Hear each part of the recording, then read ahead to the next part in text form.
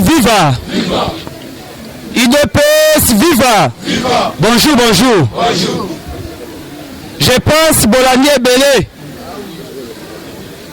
La Monique Botondi. UDPS viva. Bakebele bazo comprendre l'été politique. Yango tolobaki na kati ya politique, laissez le temps au temps. UDPS viva. Bozoye bate bitumba ezo uta wapi pezo kende wapi. Tala soki oyebi politique te vandanye. Un président américain balongolaka ye na motion te. Pe boyeba ke na américain asalaka manda moko te. UDPS viva. Soki oyebi politique était un président, eza loi américain. Un président américain même a triché qui va voter qui était abîmé la tricherie et face à rien que deux mandats. UDPS viva. Ni t'étais président américain, biso ba congolais tolingaki tozala na terrain to komi oyo te. Parce que tozalaka na démocrate moko bazobenga ye Barack Obama tout. Oyebi que Tshisekedi nde moto a gagné l'élection. Mais pourquoi Tshisekedi a salaté? C'est Barack Obama. UDPS viva. Excusez. UDPS viva. Bon, excusez ngai. Tozo mona bazo informer biso, bazo signaler biso. Vous comprenez? Nous sommes tozali infiltrés. Mais chaque jour, tu n'as pas interpellé nga kaka. Nalobi non totika. Maintenant lelo il faut toloba. Yaya. Balobi ye azamura. Boye bisabiso nani yakana no boye. Boye bisabiso clair. Chaque jour bozaka na kati na biso mais bopesa na biso information te bozo zoka oya biso bokena ngo kinga kati. Alors lelo ye bisabiso. Bole kisajie. Caméra. Des caméras kozwate boyebisa parce que er bozo funda er nyonso il faut toyebisa parce que ngana yebana na depuis kaza yepe. Merci. UDPS viva. UDPS viva. C'est ça la politique. UDPS viva. C'est ça la politique. Boyebi na wutaki koyebisa bino awakeno. Soki bozo comprendre politique te tika yango. Bato oyo biso na bango toyebani. Quelque part ozomona moto yaza na ngambo wana azopesa obe information. Po to dévoiler secret ya banguna na yo. Eza boyete. C'est ça politique to salaka. Eloko nini nazoyebisa bino. Boyebi ke bitumba eza ebele. Boyoki likambo ya Mbemba na Kabila na Mozito. Tango bazoyebisa bino makambo oyo. Eza te ke soki bakoti na chambre tosololi na basololi nde biso pe tozalaka wana. Eza moko na bango nde moto akobenga akoyebisa biso ke tala eloko basali boye. Nde biso toye kobele eza boye te. UDPS viva. Tango tozoloba ke no biso UDPS toza na guerre ebele parce que bandoki nyonso basangani contre UDPS parce que na UDPS ne lumière ya Nzambe ezali eza boye te. Boyebi neti moto oyo libanais wana tango bozoyoka chef de l'état a sanctionné bango eza hasard te. UDPS viva.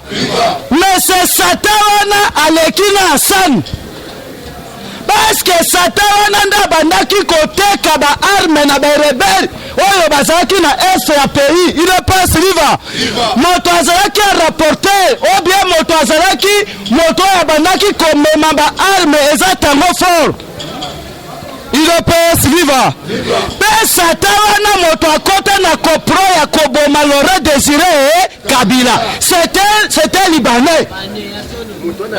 Tala nanu un étranger. Tala Foroscom nyonso mobima wana ropo Foroscom. Tala na ngambo oyo Mbemba bazaka na ngambo oyo. Bango baza na ngambo oyo. tout autour wana nyonso ye moto atongi bandako wana. Belleville. UDPS viva. Mais bino bozo comprendre te. Guerre oyo fachi azobunda. Ba arme ekota awa na vila Kinshasa, ça fait longtemps. Yango to bandako oloba keno soki ozo comprendre politique ete tika yango tika bakolo politique basala politique na bango. UDPS viva. Soki tokangaka Kabila ke chasse au l'homme tolingaki toyeba basekre wana te. UDPS viva. C'est ça la politique mes frères. Soki ozo comprendre politique ete tika yango. Zela administration contre na kati ya administration osala mosala.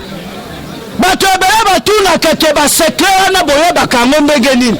Na biso pe to piégeaka bango pe bazo piéger biso. UDPS viva. Na kati na biso bato ya lamuka bazali. Bato oyo bazali pire mozito bayaka awa. Po bayebi ke awa nde formation ya soso esaka nini ebimaka. C'est ça. UDPS viva. Toza na droit na erreur te. Il faut to sunga fatiti na suka. Il faut to soutenir ndeko na biso parce que aza makila na biso bitumbeze bele bato bazolinga te ba UDPS viva. Boyebi ke Fayulu abanda kozwa tango Joseph Kabila atake député na Assemblée nationale. Mais Fayulu bazo pesa ye prime ya $100,000 et pas Kabila. Pourquoi babanda ko pesa ye koleka na salaire ya député? Oyebitile nini babanda ko pesa ye? Fayulu azalaki na rassemblement pembeni na fachi. Mais tozomona kete baza bato ya rassemblement nzokanda azalaki infiltré. UDPS viva. Lokola truwane ekatani bakangi yango wana omoni bakei kosala alliance na bango. UDPS viva. Botika politique. Babiso bakolo politique etozali. Tango tozoyebisa bino eza na bato mosusu na lobaka même une émission. Na kiko devase na ba secrétaire. Pona yebisaki ba journaliste oyo. Na lobi eza makambo nyonso ya koloba te.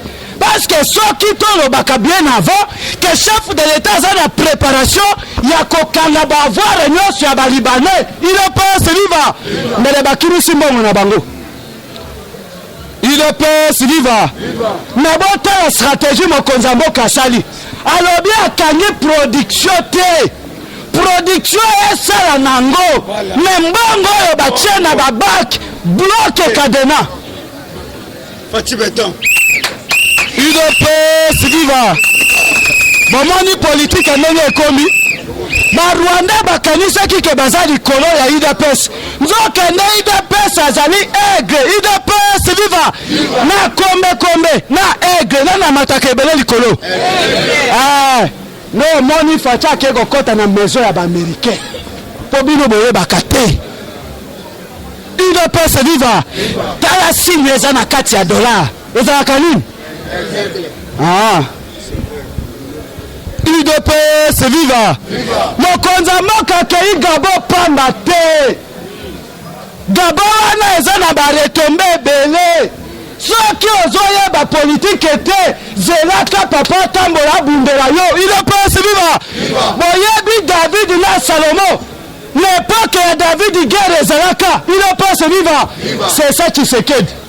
Mais l'époque ya Salomon il y a que la paix. Bazobenga ye le sage du monde Salomon. C'est ça Félix Tshisekedi. Parce que bisika nyonso azotambola bazogumbamela ye kaka bayoka nanu makambo nini eza na mutu na ye. Il passe viva. Na Gabo kuna tala bango nyonso Idriss Déby bon oyo ya Cameroun bon combien ya Cameroun asali combien d'années na pouvoir kwa kogumbamela Fati. Bien ça les plus au moins 30 ans. 34 ans. UDPS viva. Tango tozolo batika politique na bakolo politique. Tango tozolo bawa keno États-Unis asali base arrière na ye awa. Bozoyo kate ba Congolais. Eloko nini bozo banga il passe viva. Pourquoi Numbi akena este atiki biro na ye il passe viva. Bache Bisengimana lokola inspecteur à la police mais Numbi basali camouflage akende Katanga zokande Numbi da travaka na butu Bisengimana na moi il passe viva.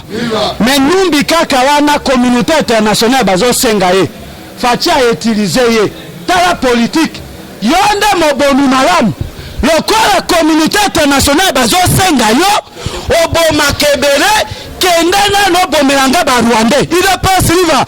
Mais ndenge nini ba Rwandais basali de national na kati ya Rwanda na bakangi ba Rwandais vivant bokende pa na bino ba Rwandais be basali nini baboyi. Est-ce que tu as battu la politique wana te? Pourquoi ba Rwandais baboyi il passe viva? Eh politique est comme lengi. Pourquoi ba Rwandais baboyi ba un homme vivant bakota na kati ya Rwanda? Parce que Museveni alobaki boye na fati 10 milliards de dollars oyo ngai efona de dommage bino mbango wana ezakanga mokote il passe viva. Rwanda coûte effort de dommage bino plus au moins 30 milliards de dollars. Bon c'est la na kisabino aussi il passe viva. Bakangi ba Rwandais soki ba Rwandais viva bakotaka balingaki baloba ke c'est de Rwandais de bayaka koboma bakao ba Congolais. Ozokanga bien ba Rwandais pe baboyi bozonga lokola bino boboyi bokomi bibole na biso il passe viva. E boye batiaka ye na batwala eza boye te soki tolingi kolia meme tokosala nini Congolais azo comprendre te il passe viva. Nazo yebisa bino kendo nazo chute ndenge nazo yebisa bino awa qu'il plaît qu'il neige makambo nyonso esali nini esili bozokanga bien.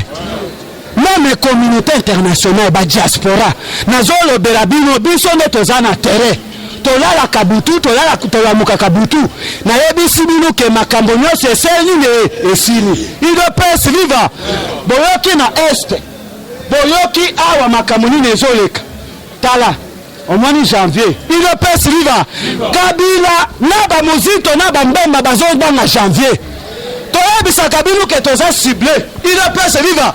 Parce que il passe ezaka na chaîne ya télévision te il passe ba télévision na ye na ba journaliste eza biso il passe viva. Ndenge tozali awa biso nde tozolobela nyonso il passe viva. Mais nayebisi bino baegyptien wana bokomona bango lisusu baegyptien wana bokomona bango lisusu barrière oyo toza na bango eza nde ebale verbe na soko ozomona na miso mibale oyo etali yo ngai nazomona na miso oyo eza na nsima ya mokongo il passe viva.